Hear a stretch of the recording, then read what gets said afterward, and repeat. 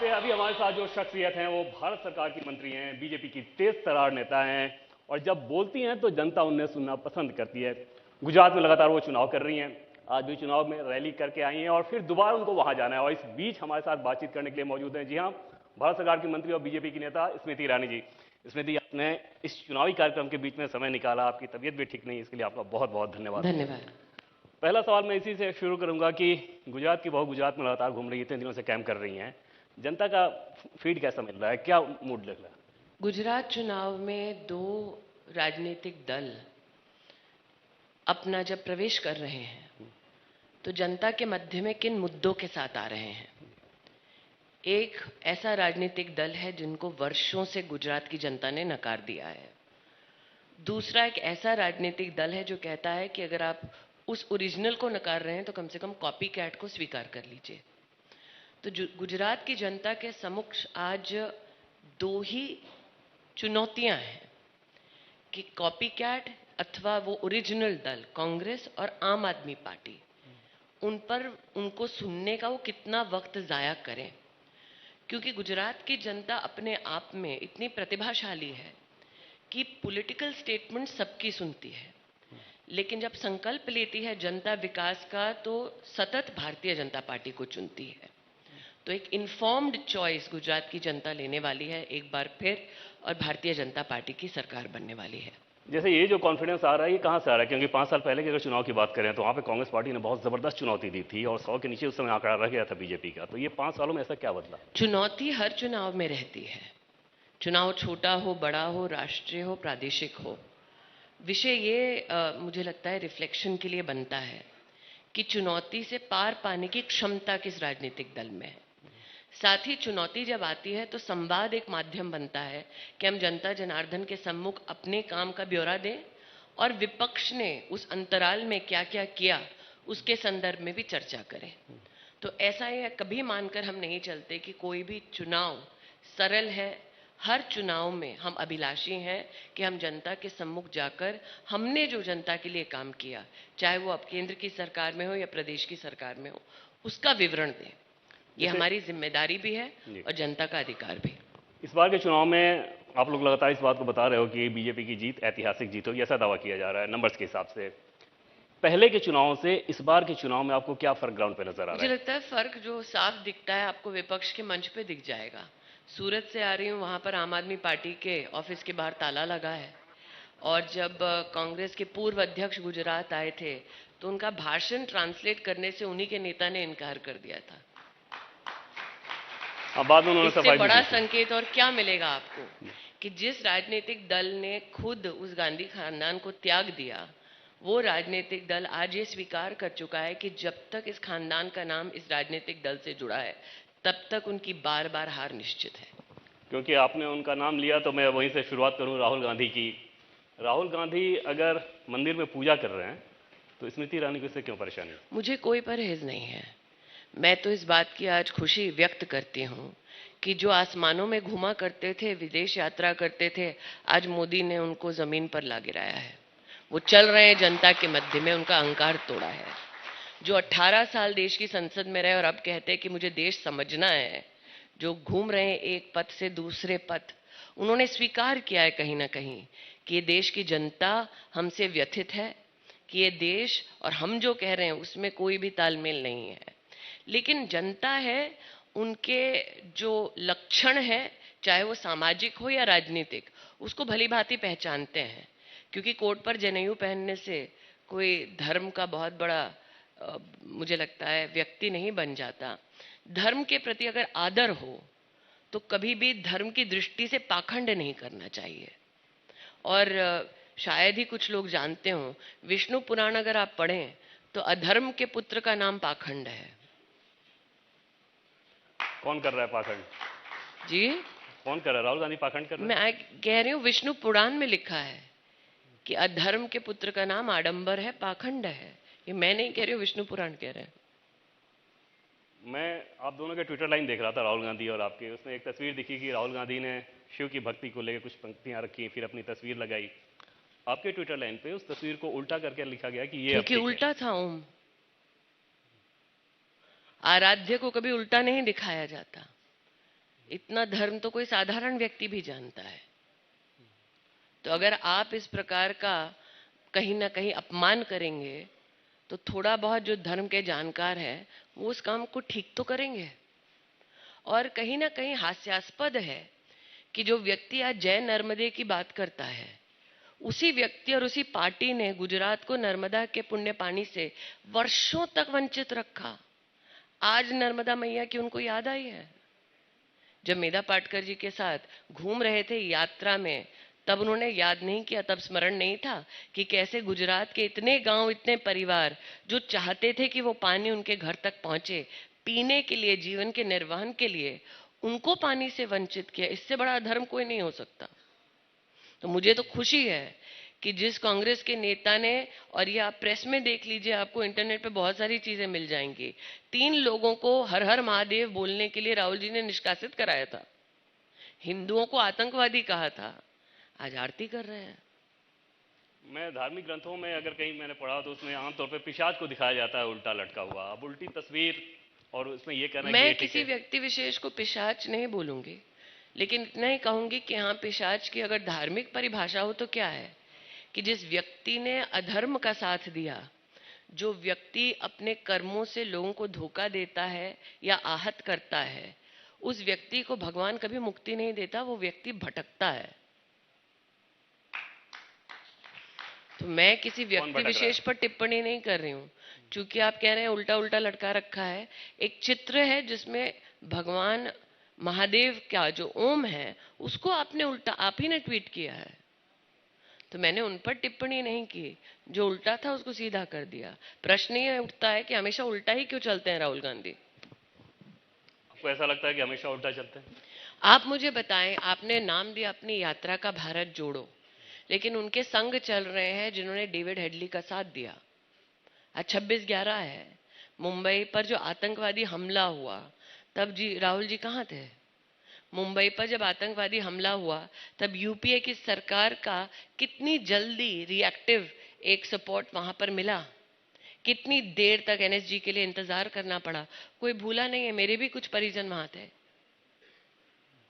तो अगर आज विशेष भारत जोड़ो यात्रा की दृष्टि से आज का दिन देखें तो ये कैसी यात्रा है जिसमें आप डेविड हेडली के समर्थकों के साथ यात्रा निकाल रहे हैं? ये कैसी यात्रा है जिसमें आपके तमिलनाडु के एक समर्थक ने बोल दिया कि हिंदुस्तान की पुण्य भूमि पर पैर मत रखो, बीमार हो जाओगे? आपने खंडन का एक वाक्य नहीं कहा।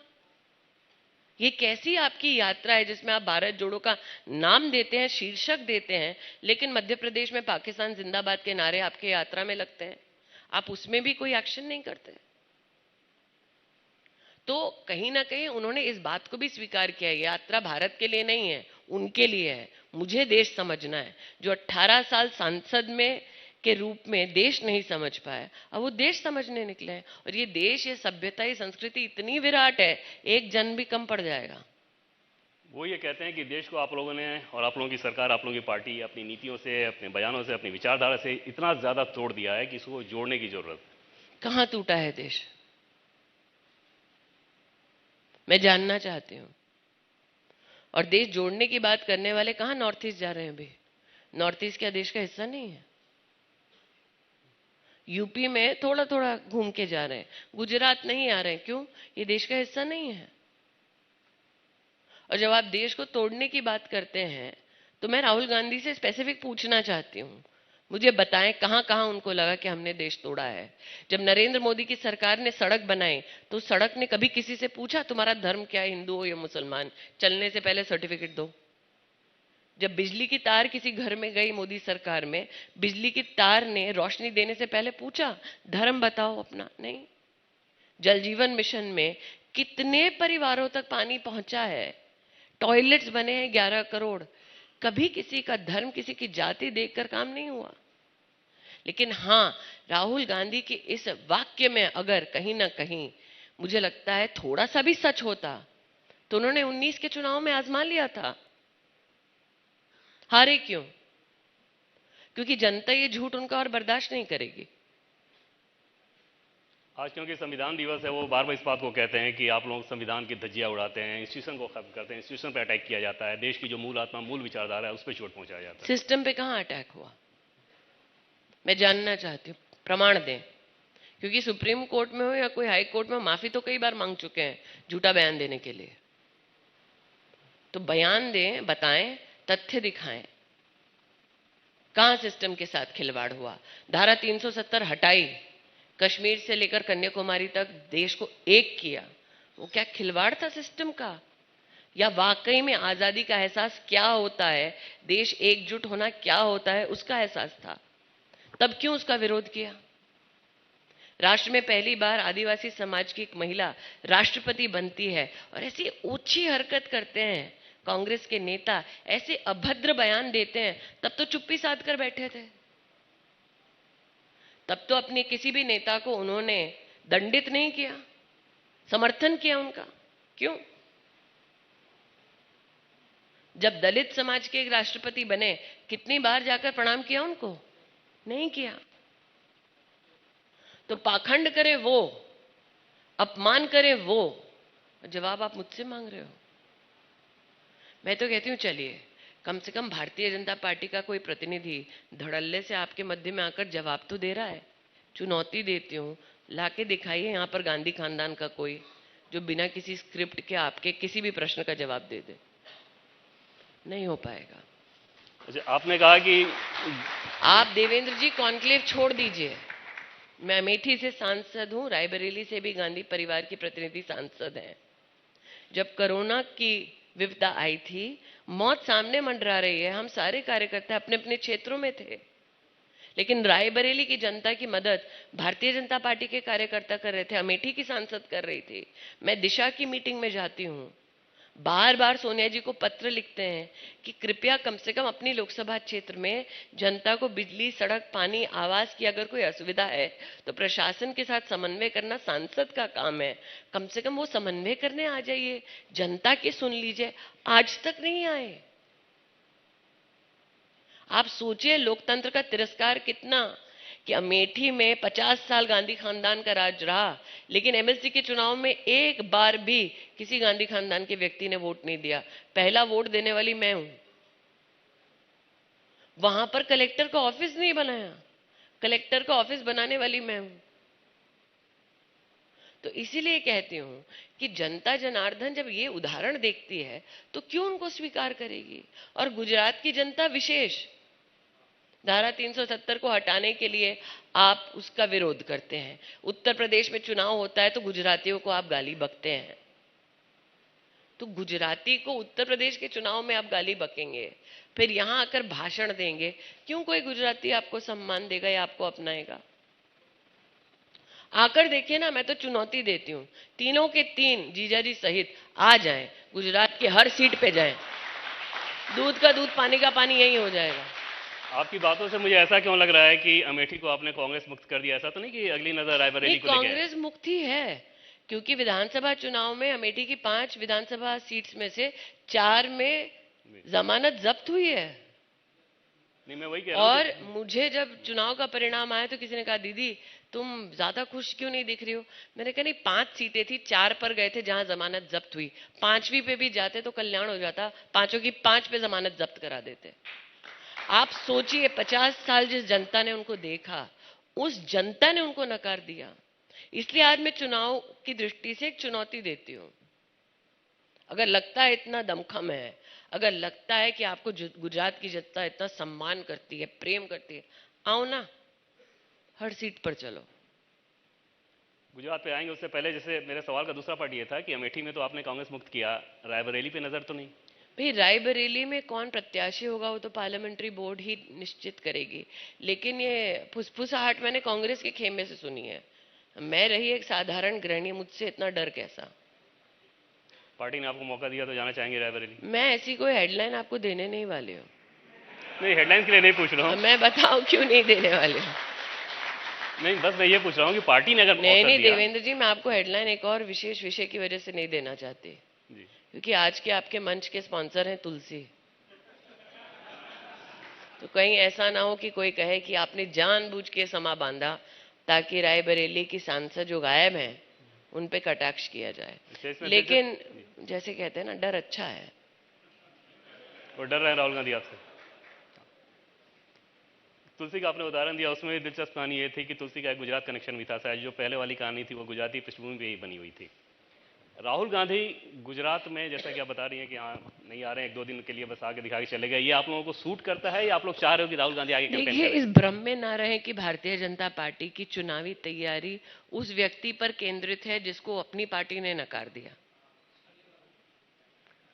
हमारा पूरा का पूरा चुनाव प्रचार अथवा चुनाव की दृष्टि से जनता के सम्मुख हमारा प्रस्तुत होना हमारे कार्यकर्ता पे, हमारे नेतृत्व पे, हमारी बूथ की जो समीकरण है उस पे निर्भर है। मैं तो इसलिए चुनौती दे रही हूं कि आ जाइए, क्योंकि गुजरात के बाहर डींगे हाँकना बहुत आसान है, आजमाना ही है तो आ जाओ। वो तो बताते हैं कि कितने लोकतांत्रिक तरीके से कांग्रेस पार्टी अपना राष्ट्रीय लोकतंत्र ही अध्यक्ष है चुना। भाई, आ जाओ। नहीं, एक लोकतांत्रिक तरीके से कांग्रेस पार्टी ने अपना राष्ट्रीय अध्यक्ष चुना, अच्छा, मल्लिकार्जुन खड़गे, आपको उनकी लगता पार्टी में है? डेमोक्रेसी है। आपको लगता है? मुझे लगता है इस देश के राजनीतिक इतिहास में पहली बार ऐसा हुआ है कि कांग्रेस अध्यक्ष बन जाओ करके इस परिवार ने कितने नेताओं के हाथ जोड़े हैं। ये कभी नहीं हुआ हमारे देश की राजनीति में कि कांग्रेस पार्टी का अध्यक्ष बनना इतना बड़ा सर का दर्द है कि कोई बनना नहीं चाहता। गहलोत साहब स्वयं त्याग करके भाग लिया वापस राजस्थान। एक वक्त था जब लोग कहते थे इस पार्टी का अध्यक्ष होना मतलब बड़े सम्मान की बात है, प्रतिष्ठा की बात है। सब जानते हैं कि कोई ना कोई कागज साइन करा लेंगे, फिर किसी ना किसी स्कैम में कहेंगे मोतीलाल वोरा जी की तरह, अहमद पटेल की तरह वो दोषी हैं, गांधी खानदान बिल्कुल निष्पाप है। सब जानते हैं। अब खड़गे जी आपको खुश दिख रहे हैं क्या? आप देखिए उनको, पोस्टर एक तो बड़ी मुश्किल से फोटो चला है। हिमाचल का चुनाव समाप्त हुआ तब तक फोटो नहीं था। तो अध्यक्ष का कितना सम्मान है। अरे जो प्रधानमंत्री जब उनकी सरकार में थे ऑर्डिनेंस फाड़ के प्रधानमंत्री का अपमान कर सकते हैं, आपको लगता है कांग्रेस के अध्यक्ष का वो सम्मान करेंगे? सीताराम केसरी जी भूल गए आप क्या हाल किया था उनका? पीवी नरसिम्हा राव भूल गए आप क्या हाल किया था? और मैं बाकी सब छोड़ दी थी, इतिहास छोड़ दीजिए। खड़गे जी आपको खुश दिख रहे हैं? अब ये तो पूछना पड़ेगा उनसे। दिख रहे हैं क्या? आपको नहीं किसी को लगता? भी मुस्कुराती हुई कहीं दुखी है? राहुल गांधी से स्मृति ईरानी कोई पर्सनल खुन्नस है या सिर्फ पॉलिटिकल फाइट? नहीं नहीं, मैं तो उसको भी भोग चुकी स्मृति ईरानी हूं, और हमेशा बराबरी में होती है भिड़ंत।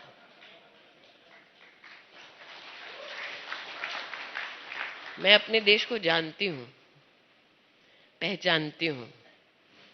मुझे ये भी पता है कि आरती के वक्त अंग वस्त्र में अगर ओम उल्टा लिखा है तो उसे सीधा पहनना चाहिए। हर हर महादेव की जय घोष के लिए किसी को निष्कासित करो ऐसा मैंने नहीं कहा।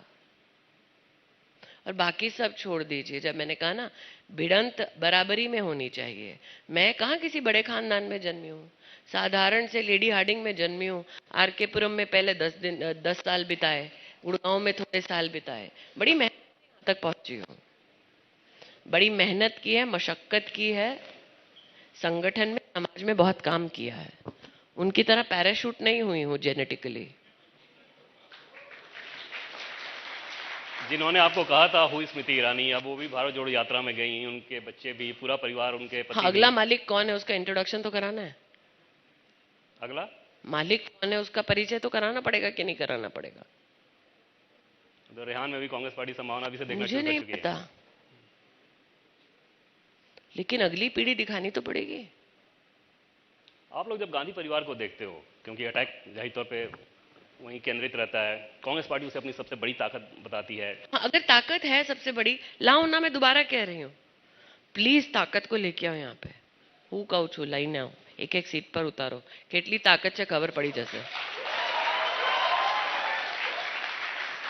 जैसा कि बहुत सारे सोशल मीडिया पे मैं ये मजाक कभी कभी मैंने पढ़ा है, उसमें जिसमें ये कहा जाता है कि राहुल गांधी बीजेपी के लिए प्रचार कर देते हैं कई बार अपनी बोलने से, अपने कामों से। ऐसा तो नहीं कि उसको मिस कर रहे हैं आप लोग? मुझे लगता है, मैं दोबारा कहती हूँ, एक विशाल संगठन, 20 करोड़ से ज्यादा लोग, समर्थक और कार्यकर्ता, संकल्प एक कि नव भारत का निर्माण करना है।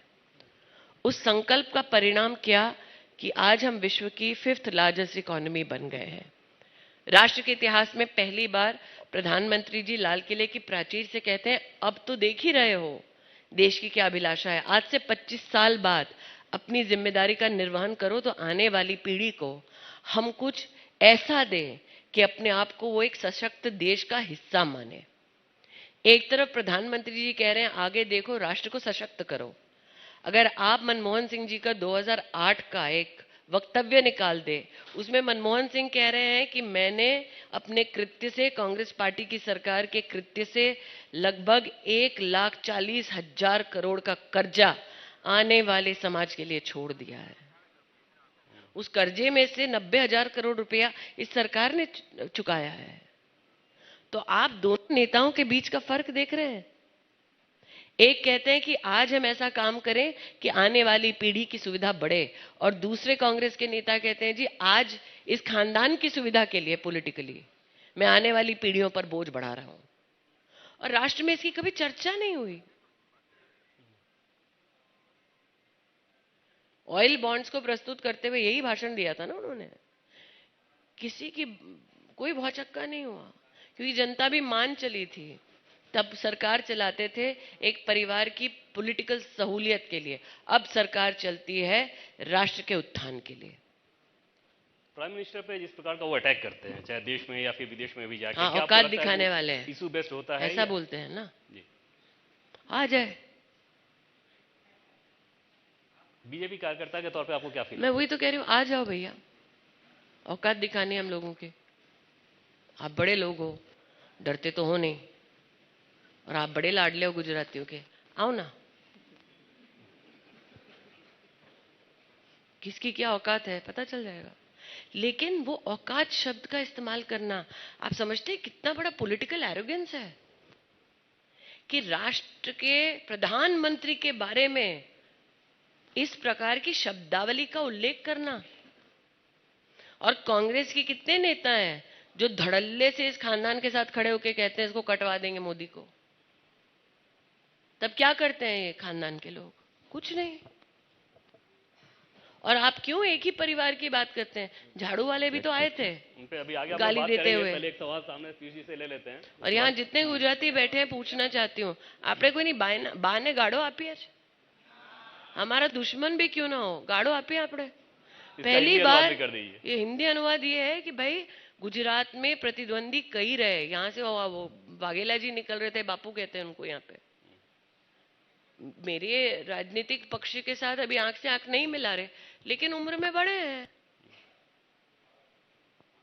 मुझे खड़गे जी मिलते हैं तो मैं उनको उनके नाम से नहीं बुलाती। आप पूछ लीजिए पार्लियामेंट में कितने लोग हैं जो कहते हैं राहुल जी नाम से बुलाते हैं। हम नहीं करते, ये हमारा संस्कार है। तो आप अपने किसी दुमछल्ले से यहाँ पर बुलवा दें नरेंद्र मोदी जी की 100 वर्षीय माँ के बारे में, वो महिला आज तक राजनीति का हिस्सा नहीं बनी भाई। अपने बेटे को टीवी पर है, अपने बेटे के पास जाती नहीं है, उस महिला को आप गाली दे रहे हैं। इसीलिए मैंने दिल्ली में कहा था। जी साहब, आजकल तिहाड़ जेल के वीडियो की चर्चा गुजरात में बहुत हो रही है, उस वीडियो को आपने देखा हुआ, क्या है उसमें जिसको आप कल रैली में बता रही थी? देखिए गुजरात में क्या, देश में किसी भी परिवार से पूछिए, एक नाबालिग लड़की के रेपिस्ट से मसाज करा रहे हैं। आप उस बच्ची के परिजनों की व्यथा को समझिए कि एक रेपिस्ट के पास एक्सेस है उस मंत्री का, और बिल्कुल धड़ल्ले से कहते हैं हाँ। और मैं दोनों बातों पर कहना चाहती हूँ। मैंने देवेंद्र जी से कहा कि दुमछल्ले से आप नरेंद्र भाई की माता जी के बारे में स्टेटमेंट दिलवा रहे हैं, दम है। और मैंने दिल्ली में कहा है केजरीवाल जी के बारे में, दम छे गुजरात में आवीने बताओ, बोलीने देखाड़ो, खबर पड़શે। लेकिन खंडन का आपको एक भी शब्द मिला क्या केजरीवाल जी से? कह तो रहे कि इलाज करा रहे हैं, मसाज नहीं करा रहे। स्तर इतना गिर गया है कि कोई भी महिला उस पर विस्तार से चर्चा नहीं करना चाहेगी। प्रश्न ये उठता है कि जब खुलासा हुआ उसके बाद वो कुछ बोले क्या, आए क्या, रुक किया क्या? जवाब देना पड़ेगा। दिल्ली में पीने का स्वच्छ पानी नहीं है, वो वहां बैठ के बिस्लरी पी रहे हैं, 5 स्टार का खाना खा रहे हैं। कह रहे हैं कि जब जैन भी- हैं, धर्म का पालन कर रहे हैं, व्रत कर रहे हैं, आप देखिए, आप धर्म का यहाँ पर इस प्रकार से मजाक ना उड़ाएं, विशेषतः जैन धर्म का। और जितना मैं वो धर्म समझती हूँ, समाज बहिष्कार कर देता है ऐसे व्यक्तियों का। जब भी आम आदमी पार्टी के किसी नेता के खिलाफ कोई कार्रवाई होती है या कोई आरोप लगता है, एजेंसी पूछताछ करती हैं, तो वो बार बार ये बताने की कोशिश करते हैं कि क्योंकि हम लोग चुनौती दे रहे हैं इसलिए हमें बीजेपी टारगेट कर इसी चुनौती, सूरत में ताला लगा है, सूरत में ताला लगा है। भगवंत मान जी बेचारे, उनको भेजा गया था रोड शो करने के लिए, अकेले गाड़ी में ऐसे कर रहे हैं, कोई नहीं था। सारे सुरती के यहाँ जा बापू थैगी उतारू। तो क्या चुनौती की आप बात कर रहे हैं? और मैं कहती हूँ, चुनौती की अगर आप बात करना चाहेंगे तो क्या 2014 के चुनाव में अरविंद केजरीवाल ने सीधा चुनौती नहीं दी थी नरेंद्र मोदी को काशी में? क्या हुआ उसका परिणाम? दे चुके चुनौती, मात खा चुके, फिर मात खाने की तैयारी करना चाहते हैं तो कोई दिक्कत नहीं है। गांधी खानदान के साथ उनको भी आमंत्रित करती हूँ, जय ने बताओ दर एक सीट पर। लेकिन ऐसा लगता है कि उनका जो पूरा रोड मैप है, प्लानिंग है, बीजेपी को कॉपी करने की कोशिश एक तरह से रहती है। जैसे मान लीजिए आप लोग तिरंगा को लेकर तिरंगा है, अच्छी चीज को हमेशा कॉपी करने को तैयार रहते हैं। तो ये चुनौती नहीं दिख रहा है कि अगर इसी चीज को इसी टर्फ पे वो भी आए, वो भी चाहें कि नोट पे लक्ष्मी जी की देखिए, तस्वीर दो हो। चीजें हुई हैं, दो नहीं तीन चीजें हुई हैं कि जो हिंदुओं को आतंकवादी कहते थे आज वो आरती उतार रहे हैं, जो तिरंगे का अपमान करते थे आज वो तिरंगे को गले लगा रहे हैं। तो ये सब बीजेपी के ही तो देन है। लेकिन आप अगर पाखंड करेंगे अपनी राजनीति के लिए तो जनता उस पाखंड को समझती है, इसीलिए तो जब वो कॉपी करते हैं तो सफल नहीं होते। लेकिन एक इशू है जो कि निश्चित तौर पर लगातार उठता है। उस पिछले दिनों एक वीडियो भी बहुत वायरल हुआ था जिसमें बीजेपी के कार्यक्रम में किसी महिला ने महंगाई को लेकर सवाल किया था। राहुल गांधी बार बार इस लेकर सवाल खड़े करते हैं। हाँ, उन्होंने आप जब- एडिटेड वीडियो डाला था, मालूम है नहीं, लेकिन इशू मुझे लगा था अब तक मैं सिर्फ कांग्रेस वालों की नींद उड़ाती थी, अब पता चला आप में भी ये भय है। लेकिन जो इशू है वो एडिटेड नहीं है। महंगाई के इशू की अगर बात कर लें, बहुत अगर जनता आप वो निश्चित तौर पूरा वीडियो देखें पे- जी, तो मैंने उस महिला से क्या कहा, उसके परिवार में 5 लोग थे। मैंने कहा प्राइवेट सेक्टर में अगर वैक्सीन की कॉस्ट देखें तो 600 रुपए, आप 1800 रुपए पर बूस्टर डोज करें तो एक व्यक्ति के परिवार में 5 लोगों का वैक्सीन की डोज का कीमत क्या है? लगभग 9-9.5 हजार रुपए। जो मैंने कहा कर्जा छोड़कर गए मनमोहन सिंह जी 1,30,000 करोड़ का, उसमें से 90,000 करोड़ भाजपा की सरकार ने चुकाया। 2 लाख करोड़ का व्यय टैक्स का भार, ताकि पेट्रोल डीजल देश में कम हो सके। यूक्रेन और रूस की जो घमासान युद्ध चल रहा है उसमें भी 2 लाख करोड़ रुपए का व्यय और उसका बोझा भारतीय जनता पार्टी की केंद्र की सरकार उठा रही है।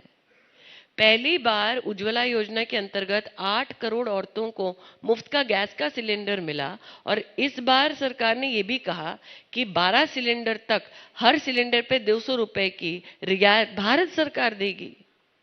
जब कोविड आया तब किसी ने अपेक्षा की थी कि 28 महीने अनाज 80 करोड़ लोगों तक पहुंचाया जाएगा। 2 लाख करोड़ उसका व्यय किसने किया? पूरा का पूरा भारत सरकार ने किया। जो इमरजेंसी क्रेडिट लाइन गारंटी दी उसमें 13.5 लाख एमएसएमई यूनिट बचे हैं, 6 करोड़ लोगों की नौकरी बचाई। किसने बचाई? भाजपा की सरकार ने बचाई। 30,000 करोड़ रुपया सीधा महिलाओं के बैंक के खाते में डाला ताकि उनकी परचेजिंग पावर कोविड के वक्त सतत बनी रहे। ये सारे काम करें, साथ ही किसान सम्मान निधि में 12 करोड़ किसानों को बैंक के खाते में सतत 2-3 साल से 2 लाख करोड़ से ज्यादा पैसा दिया गया है। और ये सारा जब किया काम तो गरीब पे टैक्स नहीं बढ़ाया। तो जो आज फड़फड़ा रहे हैं वो ये तो जवाब दे, बोझ छोड़ो तुम, चुकाए हम, और फिर हम ही को दोषी मानोगे। लेकिन जैसा मैंने कहा, मुझे पता था अब तक सिर्फ कांग्रेस के लोग छटपटाते थे, अब समझ में आया कि वो जादू झाड़ू पे भी हुआ है। चलिए इसमें ये चलते जाते सिर्फ इतना बता दीजिए कि गुजरात की बहू इस बार कितनी सीटें उम्मीद करती है? मैं इतना ही कहूंगी जो अमित भाई और नरेंद्र भाई कहते हैं, रिकॉर्ड तोड़ जीत होगी, लेकिन फिर से देवेंद्र जी, क्योंकि इंडिया का मंच है, इसलिए जो भारत को जोड़ने का कर रहे हैं उनसे कहना चाहती हूँ, आजमाना है तो मैदान जंग से काहे भाग रहे हो, आओ हर सीट पे आजमाओ। चलिए स्मृति जी, अपने व्यस्त शेड्यूल में से आपने समय निकाला हमारे लिए, इसके लिए आपका बहुत बहुत धन्यवाद। धन्यवाद।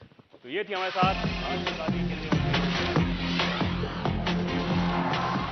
इंडिया टीवी हर वक्त हर जगह डाउनलोड करने के लिए सर्च करें India TV news Google play store या ऐप स्टोर पर।